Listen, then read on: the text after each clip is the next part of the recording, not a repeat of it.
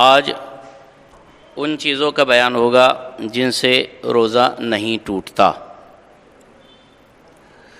حدیث مبارکہ ہے صحیح بخاری صحیح مسلم شریف میں سیدنا ابو ہریرہ رضی اللہ تعالیٰ عنہ سے مروی ہے، رسول اللہ صلی اللہ علیہ وسلم فرماتے ہیں جس روزے دار نے بھول کر کھایا یا پیا وہ اپنے روزے کو پورا کرے کہ اسے اللہ عز و جل نے کھلایا اور پلایا۔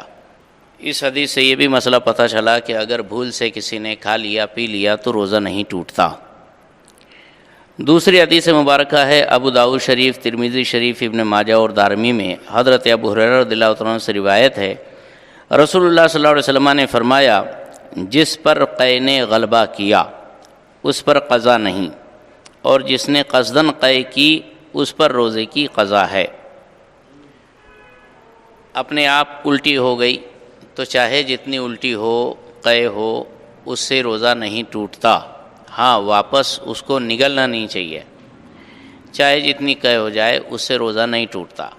لیکن جان بوجھ کے انگلی کر کے زبردستی اگر الٹی کیا تو منہ بھر اگر الٹی کرے گا تو روزہ ٹوٹ جائے گا۔ تیسری حدیث ہے ترمذی میں انس رضی اللہ تعالیٰ عنہ سے روایت ہے، ایک شخص نے خدمت اقدس میں حاضر ہو کر عرض کی میری آنکھ میں مرض ہے، کیا روزے کی حالت میں سرما لگاؤں؟ فرمایا ہاں۔ حضور کی بارگاہ میں ایک صحابی حاضر ہو کر کہتے ہیں میری آنکھ دکھ رہی ہے، تکلیف ہے، سرما لگا لوں؟ تو سرکار نے فرمایا سرما لگا سکتے۔ ترمذی شریف ابو سعید رضی اللہ تعالیٰ عنہ سے روایت ہے کہ اللہ کے رسول صلی اللہ علیہ وسلم نے ارشاد فرمایا تین چیزیں روزہ نہیں توڑتی، پچنا، قے، احتلام۔ پچنا جس کو کپ تھیریپی کہتے ہیں، حجامہ کہتے ہیں، وہ لگانے سے روزہ نہیں ٹوٹتا کیونکہ کوئی چیز اندر نہیں جا رہی بلکہ خون باہر نکال رہے ہیں۔ قے الٹی اپنے آپ اگر ہو گئی تو چاہے جتنی ہو جائے اس سے روزہ نہیں ٹوٹتا۔ احتلام روزے دار آدمی سو گیا، سونے کی وجہ سے اس میں بدخوابی ہو گئی، غسل فرض ہو گیا تو اس سے بھی روزہ نہیں ٹوٹتا۔ بھول کر کھایا یا پیا یا جمع کیا روزہ فاسد نہ ہوا، خواہ وہ روزہ فرض ہو یا نفل، روزے کی نیت سے پہلے یہ چیزیں پائی گئی یا بعد میں، مگر جب یاد دلانے پر بھی یاد نہ آیا کہ روزہ دار ہے تو اب فاسد ہو جائے گا، بشرطے کہ یاد دلانے کے بعد یہ افعال واقع ہوئے ہوں، مگر اس صورت میں کفارہ لازم نہیں۔ کیا مسئلہ ہوا کہ بھول کر کھانے پینے سے روزہ تو نہیں ٹوٹتا، لیکن اگر کوئی کھا رہا ہے بھول کر، پی رہا ہے بھول کر روزے کی حالت کے اندر، پتہ نہیں اس کو کہ میں روزے سے ہوں، اور روز کے معمول کے حساب سے دوپہر میں ظہر کے بعد کھانے کے لیے بیٹھ گیا، آپ نے دیکھ لیا، تو جب تک کہ وہ کھا رہا ہے بھول کر تو اس کا روزہ نہیں گیا۔ آپ نے دیکھا، آپ نے اس کو یاد دلایا کہ تیرا روزہ ہے اور وہ فوراً رک گیا تو اس کا روزہ نہیں ٹوٹا، لیکن یاد دلانے کے بعد بھی کھاتا رہا تو روزہ ٹوٹ جائے گا۔ اچھا،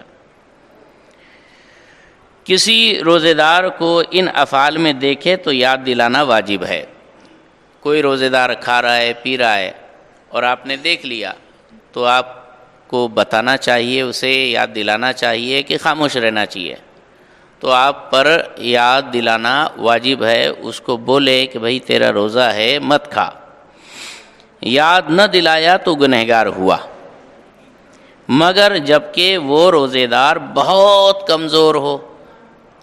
کہ یاد دلائے گا تو وہ کھانا چھوڑ دے گا تو کمزوری اتنی بڑھ جائے گی کہ روزہ رکھنا دشوار ہو جائے گا، اور ابھی تھوڑا بہت کھا لیا تو روزہ بھی اچھی طرح سے پورا کر لے گا اور دیگر عبادتیں بھی اچھی طرح سے ادا کر لے گا، تو اس صورت میں یاد نہ دلانا بہتر ہے۔ کیا مطلب؟ کمزور آدمی ہے، بوڑھا ہے، بیمار ہے اور روزے سے ہے، بھول کر وہ کھانا کھا رہا ہے، آپ نے دیکھ لیا تو پہلے تو یہ سمجھو کہ ہٹا کٹا ہے کہ بیمار ہے۔ اگر بیمار سیمار کمزور ہے کھا رہا ہے تو پھر کھا لینے دو، بعد میں یاد دلانا، تاکہ تھوڑا پیٹ ویٹ بھر جائے گا تو آرام سے روزہ بھی ہو جائے گا، دیگر نماز وغیرہ بھی اچھے سے پڑھ لے گا وہ۔ اور ہٹا کٹا ہے تو فوراً یاد دلاؤ، نہیں یاد دلائے تو گنہگار ہوں گے۔ بعض مشائخ نے کہا جوان کو دیکھے تو یاد دلا دے اور بوڑھے کو دیکھے تو یاد نہ دلانے میں حرج نہیں۔ جوان کھاتے ہوئے نظر آیا تو فوراً یاد دلا دو، بوڑھا آدمی کھاتے نظر آیا تو مت یاد دلاؤ، مگر یہ حکم اکثر کے لحاظ سے ہے۔ جوان اکثر قوی طاقتور ہوتے ہیں، بوڑھے اکثر کمزور لاغر نحیف ناتوا کمزور بیمار ہوتے ہیں، اور اصل حکم یہ ہے کہ جوانی اور بڑھاپے کا کوئی دخل نہیں، بلکہ قوت و ضعف کا لحاظ ہے۔ لہذا اگر جوان اس قدر کمزور ہو تو یاد نہ دلانے میں حرج نہیں، اور بوڑھا طاقتور ہے مضبوط ہے تو یاد دلانا واجب ہے۔ اگلا مسئلہ ہے مکھی یا دھواں یا غبار حلق میں جانے سے روزہ نہیں ٹوٹتا۔ اپنے آپ حلق میں چلا گیا تو روزہ نہیں ٹوٹتا، خواہ وہ غبار آٹے کا ہو کہ چکی پیسنے یا چھاننے میں اڑتا ہے، یا غلے اناج وغیرہ کا غبار دھول ہو، یا ہوا سے خاک اڑی،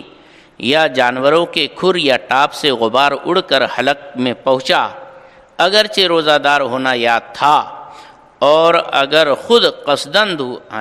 اگرچہ روزہ دار ہونا یاد ہے، اپنے آپ وہ ساری چیزیں حلق میں آ کر آپ جا رہے ہیں، سائیکل چلا رہے، گاڑی چلا رہے، ڈرائیونگ کر رہے ہیں، اور اچانک سے ہوا تیز چل گئی جس کی وجہ سے دھول ہو گئی، منہ میں دھول گھس گئی، اس سے روزہ نہیں ٹوٹے گا۔ حلق میں بھی چلی گئی تو روزہ نہیں ٹوٹے گا۔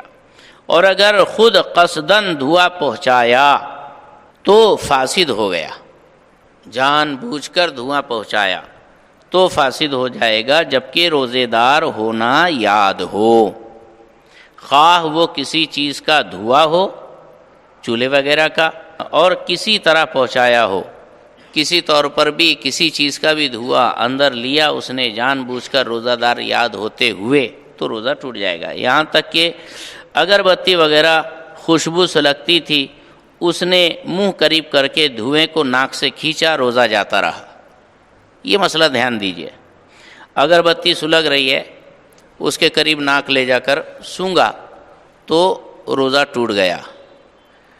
دھیان یہ کرنا ہے کہ شام کو مغرب سے پہلے جو مزاروں پر آپ لوبان دیتے ہیں، بڑی درگاہ شریف کے اندر، 40 گاؤں کی درگاہ کے اندر خوب لوبان دیا جاتا ہے، اس میں لوگ جاتے ہیں، شریک ہوتے، خاص طور پر لوبان سونگنے کے لیے۔ سونگیں گے تو اندر سے سارا بھوت پریت نکل جائے گا،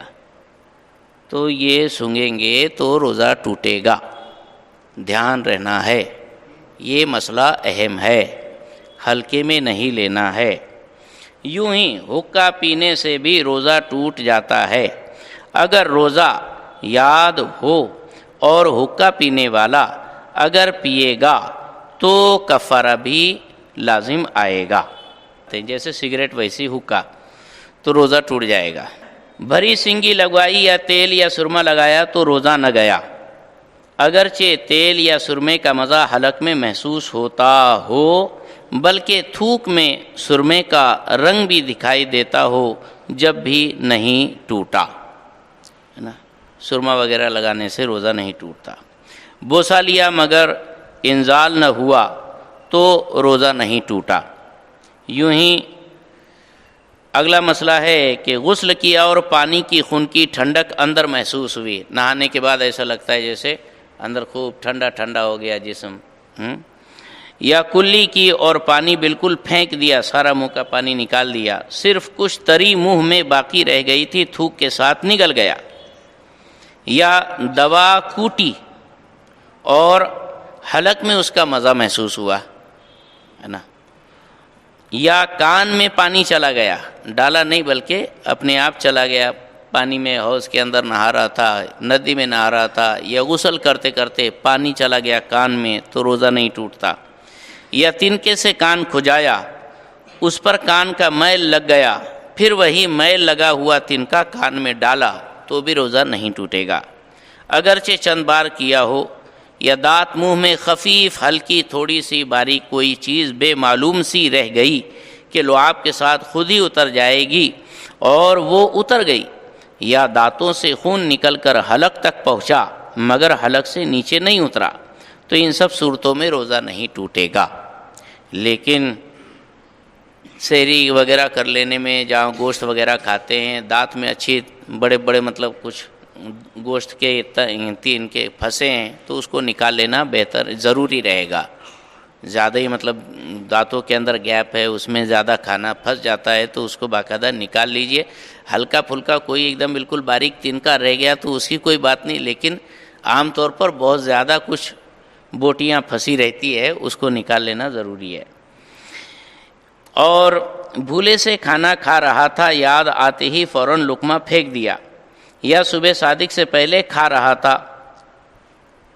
اور صبح ہوتے ہی اگل دیا، جیسے ہی پتہ چلا کہ ارے سحری کا وقت ختم ہو گیا اس نے فوراً نکال دیا تو روزہ نہیں گیا، اور اگر نگل لیا کھا لیا تو دونوں صورتوں میں جاتا رہا۔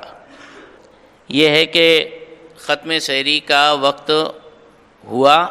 منہ میں لقمہ تھا، نکال دیا، کھایا نہیں تو روزہ نہیں ٹوٹا۔ ختم سحری کا وقت ہو گیا پھر بھی کھا لیا تو پھر روزہ ٹوٹ جائے گا۔ اگلا مسئلہ ہے احتلام ہوا یا غیبت کی تو روزہ نہیں گیا، اگرچہ غیبت بہت سخت کبیرہ گناہ ہے۔ قرآن مجید میں غیبت کرنے کی نسبت فرمایا گیا جیسے اپنے مردہ بھائی کا گوشت کھانا۔ غیبت اتنی بری چیز ہے اور ایسا بڑا گناہ ہے، لہذا روزہ تو نہیں ٹوٹا لیکن گناہ تو زبردست ملے گا۔ اور حدیث میں فرمایا ہے غیبت زنا سے بھی سخت تر ہے، اگرچہ غیبت کی وجہ سے روزے کی نورانیت جاتی رہتی ہے۔ روزہ بھلے ہی نہیں ٹوٹا غیبت کرنے سے، لیکن اس کا جو روحانیت ہے، جو اصل روح ہے، وہ ختم ہو جاتی۔ جنابت کی حالت میں صبح کی بلکہ اگر سارے دن جنوب رہا تو بھی روزہ نہیں گیا، روزہ نہیں ٹوٹا۔ غسل فرض تھا، ویسے ہی گندی حالت میں کھانا کھا لیا، سحری کر لیا، پورے دن بھر ویسے ہی گندا رہا، غسل نہیں کیا تو بھی اس کا روزہ ہو جائے گا، مگر اتنی دیر تک قصدن غسل نہ کرنا کہ نماز قضا ہو جائے گناہ اور حرام ہے۔ حدیث میں فرمایا کہ جنوب یعنی ایسا آدمی جس پر غسل فرض ہو جاتا ہے، وہ جس گھر میں ہوتا ہے اس میں رحمت کے فرشتے نہیں آتے، لہذا غسل فرض ہو تو نہا لینا چاہیے، سحری سے پہلے یا سحری کے بعد نہا دھو کر فجر کی نماز وقت پر ادا کر ہی لینا چاہیے۔